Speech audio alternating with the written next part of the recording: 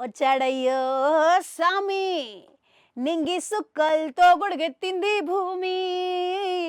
ఇచ్చాడయ్యో సామి కొత్త రెక్కలతో మొలకెత్తించే హామీ. అవు గీ పాట ఏంది అత్తపత్త లేకుండా గీ సమయంలో వాడుతున్నది అని అనుకునేరు. దీనికి గిట్లా ఏమైనా పట్టిందా అని అనుకునేటోరు.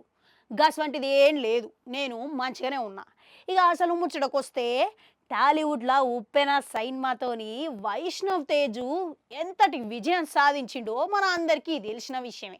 ఇక ఆ తర్వాత చేసిన సైన్మాలన్నీ ఆశించిన స్థాయిలో ఆయనకి ఈ విజయం తెచ్చిపెట్టలేకపోయినాయి.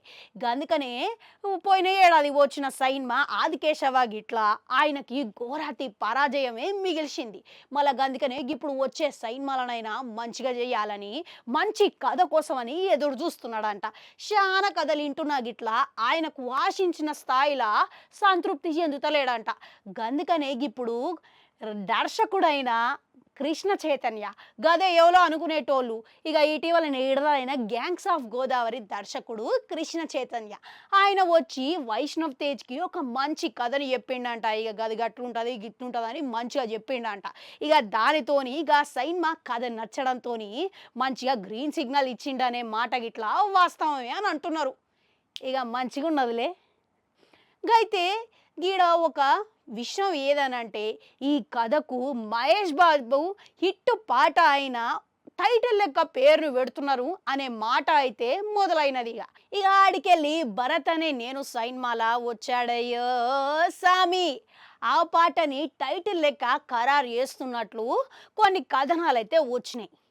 ఇక గది ఇట్లా నిజమే అని చెప్పుకొని మీరు అపోహ పడకురి, సమనాలు అప్పుడే మొదలు పెట్టుకోకురి. ఇక గీడనే ఒక కిటుకు ఉన్నది. గదేందనంటే ఈ సైన్మాకి ఆయన పోయి చెప్పడం, ఆయన కలవడం ఇదంతా వాస్తవేనంట. కథ నచ్చడం గిట్లా వాస్తవేనంట. కానీ సైన్మా టైటిల్ గురించి వచ్చిన పుకార్లేవి నిజం కాదని చెప్పేసి దర్శకుడు కృష్ణ చైతన్య కొట్టిపడేసిండంట. ఇక దాని గురించి ఇప్పటి వరకు వినబడుతున్నవన్నీ నిజం కాదని పక్కా సమాచారం ప్రకారం అందుతున్నది.